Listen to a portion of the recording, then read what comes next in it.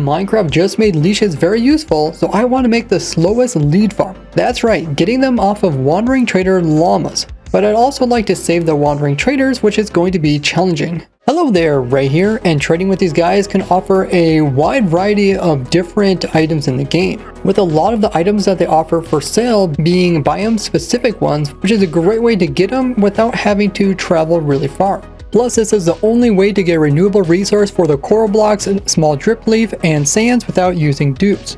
Wandering traders are also great for restricted challenge Minecraft worlds, such as like skyblock or superflat, where you don't have access to a lot of these items normally. But they also offer some special items which are really useful in these worlds, such as selling logs for crafting tables or puzzle for dirt to grow your trees on. And more recently, you can also sell them stuff to get your first emeralds to buy stuff, which you can get from them if you wait till nighttime, where the wandering trader will get scared and drink an invisibility potion, and then kill the wandering trader while it's holding the potion. There's a chance you can get the actual invisibility potion from it, and having looting effect helps. And when it turns daytime, the wandering trader will attempt to drink its milk bucket. And if you kill it right as it's drinking it, there's a chance it will drop the actual milk bucket, which is a great way to get emeralds early game, because you can turn around and sell this milk bucket back to some of them in order to get your initial emeralds. Or you can do other things like kill a zombie while it's on fire in order to get a chance of getting a cooked potato, and once you get 4 of them, you can actually convert them into emeralds, which is so much nicer than what we had to do during our skyblock challenge world, where we had to get our first emeralds from a fox that spawned in, and then eventually get enough emeralds to purchase dirt and a tree in order to get wood. But the wandering trader also comes with 2 trader llamas connected with leads. This is also the only way to get a trader llama, which is different than a normal llama. But like normal llamas, when they are killed they drop leather, but they will also drop a lead if either of them are removed. And leashes recently got a huge buff. If you guys haven't already seen my video on all the crazy stuff that you can do with them, check it out after this one. I'll have it linked below. Now, if I am successful in making this farm, this will help me with my Farm Everything series, as it not only includes every item in the game, but every mob as well. So let's see what challenges we have to overcome to make this farm possible. The main thing we need for a wandering trader to spawn in is a bunch of solid topped blocks over here in the overworld. We can either place down a bunch of blocks, or we can just find an area that's relatively flat so the wandering traders can easily traverse it over to our collection area. This has to do with the weird way that the wandering trader spawns in. The game will try to place it in an area that is 95 blocks by 95 blocks that is centered on the player's location. It will then choose 10 different spots within this area to see if there is a valid solid topped block in order to place a wandering trader on top of it. And the block also needs to have sky access, so it's not going to place it like underneath of a block, but it could end up placing it in like the bottom of a pit. So if you have any deep holes that the wandering trader can't walk out of that are within 48 blocks of the center of your farm, go ahead and fill them in. Otherwise, just make sure that there is an actual path that they can take in order to get out of it and get up into the actual farm. So by having a 48 block by 48 block platform, you will have a 95% chance of getting a wandering trader. And if you want to have a 99% chance, you just need a 58 by 58 block area. Or we can avoid all of this just by finding a place like in the plains or in a desert, and then we can just come in here and build our farm and take advantage of all the natural spawning locations around the entire thing. So in the center of your kind of flatter area, or the center of your platform, we're going to come in and put in a hole that is 3 by 3 by 3. Now the player will be AFKing down here, and this will attract the wandering trader to your location, so we don't even need to have a bell to pull them in. But in order for them to easily fall into this hole, we're going to trick them by placing trapdoors on all of the 4 cardinal sides. But if you're in some type of challenge skyblock world, we don't have access to wood yet, you can use iron from zombies to make iron trapdoors, and then use redstone torches to flip them, which you can get from killing witches. But the wandering traders can fall into this hole even without having trapdoors. We can increase our chance of them pathfinding into the hole by placing in some walls along these corners here. We only need to go out a little bit. This way, if they are kind of wandering in the area, which they will wander around 16 meters from the center, they'll happen to try to pathfind from like over here to like over there. And to do this, the only route they see is actually walking across these trapdoors here, and instead they'll end up falling down inside. And that's where the wall comes in, as it kind of funnels them towards the center. Alternatively, you can also use fences And when placed in on all four sides, it's going to make like a little pinwheel. Or you can just use some blocks, just something where they can't walk on top of. So something like this would prevent them from walking directly across, so it forces them to go through the center. Just make sure to make it tall enough when going over hills. And when you're done, the pinwheel should look something like this. Let's see if we can get 2,000 likes on the video. But now we have to worry about hostile mobs like zombies falling in the hole and killing our wandering trader.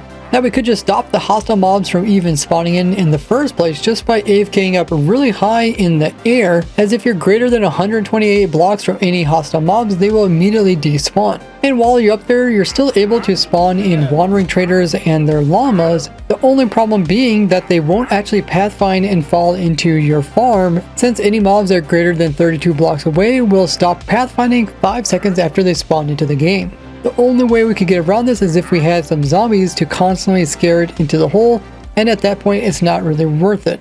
But it is possible to stop the zombies from spawning while still allowing the wandering traders. This can be done just by lighting up the area, since any light level that is above 0 will prevent hostile mobs from spawning in.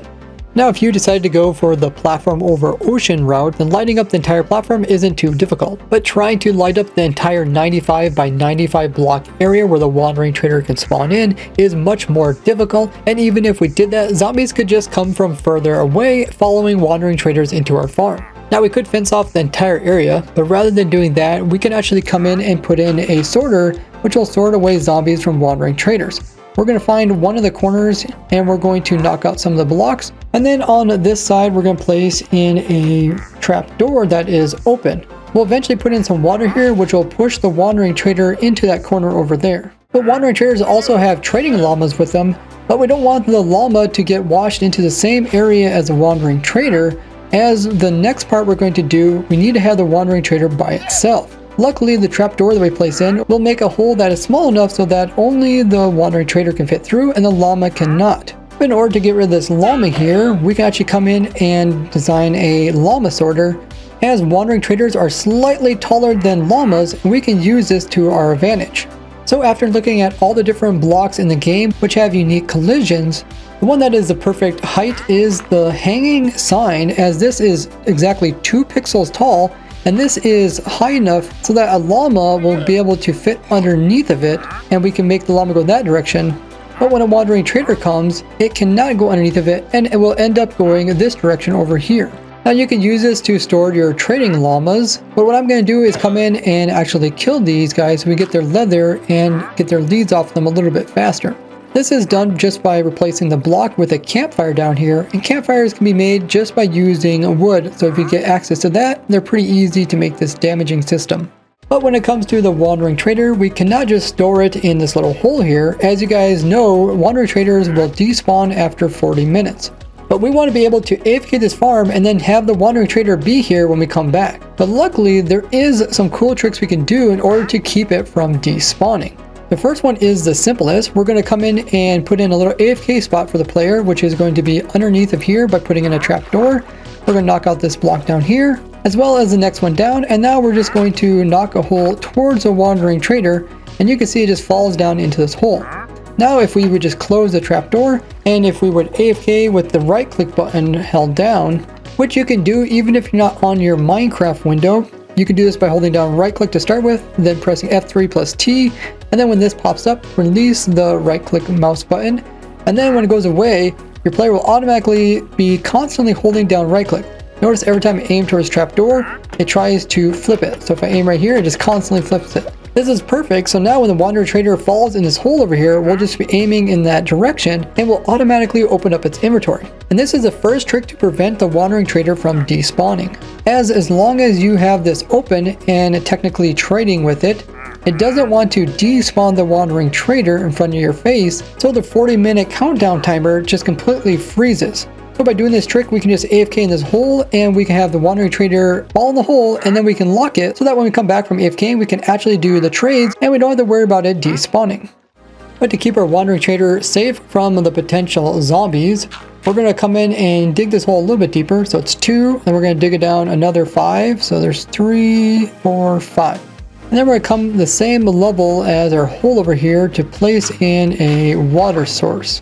So now when zombies get pushed over here, since they're undead mob, they're going to sink in the water when they fall into it and sink to the very bottom. But when it comes to the wandering traders, they're going to actually float on top like most normal mobs. So they just end up sitting right there. But we run into a different problem, that is this zombie here will convert over into a drown since it's in water, which will allow it to swim upwards and actually kill our wandering trader.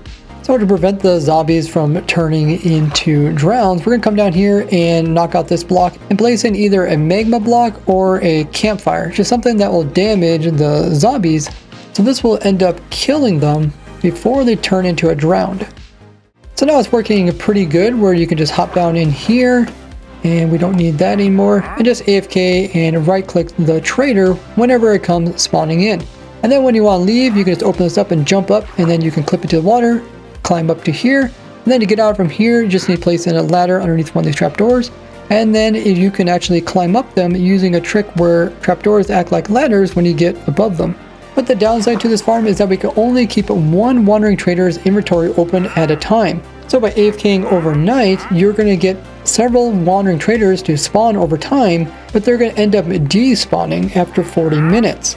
But it is possible to keep all the wandering traders from despawning, and that is by unloading the entity so that the timer cannot go down. This can be done in unloaded chunks, so you can move these wandering traders beyond where you can see so that they are unloaded chunks, or we can just push them into a different dimension which has chunks that are only loaded for a brief moment after something goes through.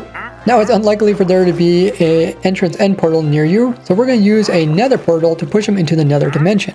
Don't forget, I'll be doing a face reveal at 1,000,000 subscribers, so hit that sub button. So we're first going to dig to the right of here, then dig this way, and dig here. And when we remove this block, we'll have the wandering traders take this path over here, through here, and then into another portal which will be here. So we're going to swap out this block for obsidian, and this is going to be one of the sides. This is going to be the other side. The roof is going to be right here. Then we're going to put the other side on the left hand side. And just like this, we got a complete nether portal.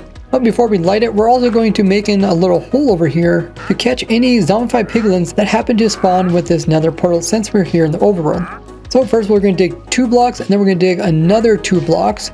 Then we're going to drop a sand down there, then knock out each of these 4 sides, and then we're going to place in something that can damage zombified piglins, which one of the cheapest things is just using a cactus. Now to trick them to come over here, we're going to place in a trapdoor at the same level as this obsidian, and then we're going to place another one above this one and above this one.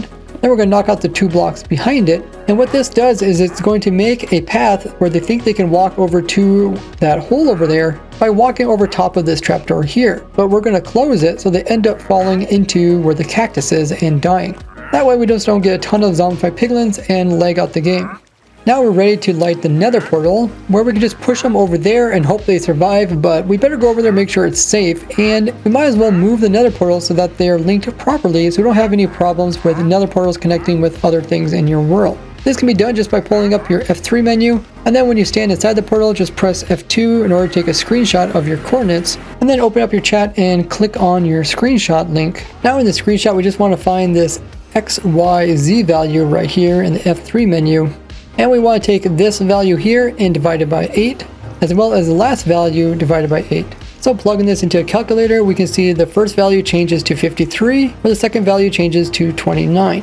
So now we're going to move this portal that got placed here by the game to the new coordinates that we just calculated. So now if we go to these new coordinates, it puts us right around this area here where our old nether portal was right there. So it didn't take us very far, but since the nether portal is relatively close to the new location, I'm just going to leave it here. But if you have problems that the nether portal takes you to the wrong location, you can always move it.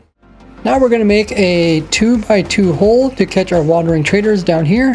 And we're just going to make it a little bit safer by placing in some walls along all of this side, as well as placing in a roof so we don't have any gas shooting us when we come through and check them all out. And you can set this up however you want. On the back side, we're going to cover up one side as well as over here. And then we're going to come in and place in an open door. We want the open door to be hinged in that corner over there. So we're going to have the majority of ourselves over here, and then we're going to place it by facing just like this. That way the hinge is over there. And since it was placed in like this is considered closed. where this is considered open, so now no zombies like zombified piglins will attempt to actually break the door down, which they do have a small chance of doing it. This is the way the player can get out in case you don't want to fall in with the wandering traders. To help you get out of the area with the wandering traders, place in a ladder right here. That way you can hop back over into the portal to get back into the overworld. Now back over here, we're going to have a little bit nicer of an AFK spot so that nothing will come in and attack you while you're AFK. We can close this and prevent anything from shooting down at us, but it's best to encase the player on the other side. So we're going to break out these 2 blocks here. We're going to place in a door, and by standing on the right side, we can make the hinge end up on this side over here. That will protect us from the wandering trader and flowing water, so they don't end up coming into the same spot that we are at. And then we can come over here where the campfire is underneath them and place in a hopper to pick up any of the loot that comes from the llamas. But we can also have this being stored into a barrel, so we'll put the barrel over there. We'll have the hopper point into the barrel, and then we can close this back up again as we don't need to access it anymore, and put a hopper right here to pick up any leads that break before the llama dies.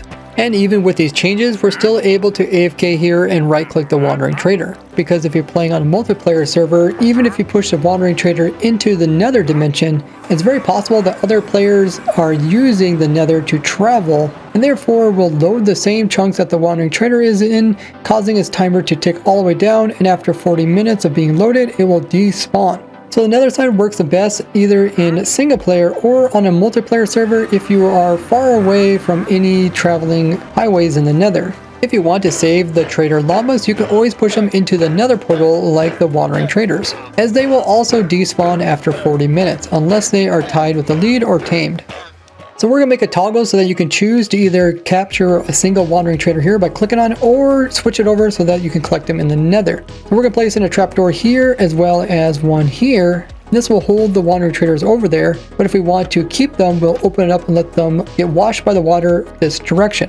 But before we let the water come over here, we're going to knock out these blocks all the way down to the same level as that campfire over there, and then put a campfire in this corner too.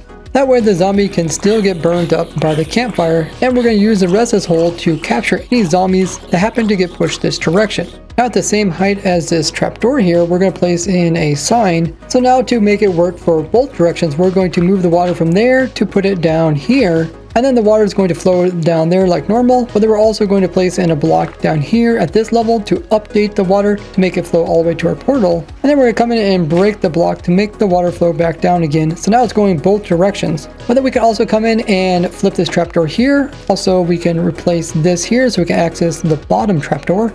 And then flipping this will make it so that any new wandering traders that come into the farm will fall directly into this water right here, but they won't be able to get washed over into this area over here. And then we can easily switch it over again just by flipping the trapdoors, but we do want to make sure that no zombies come over here, such as like baby zombies, and happen to get pushed over here and attack the player. So to stop that, we're going to come in and place in a trapdoor up against this. That way we can still open this up and open and close these trapdoors, but we'll keep this down while we're AFKing so that no mobs can come in here and attack us if we have all this closed.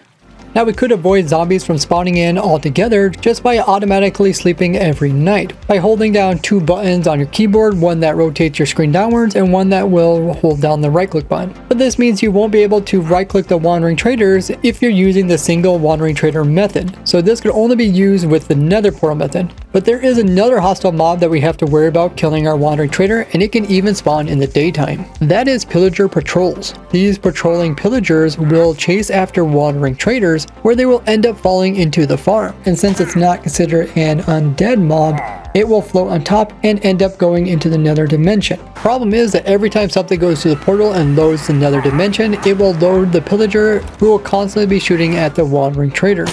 And over time it will kill them all.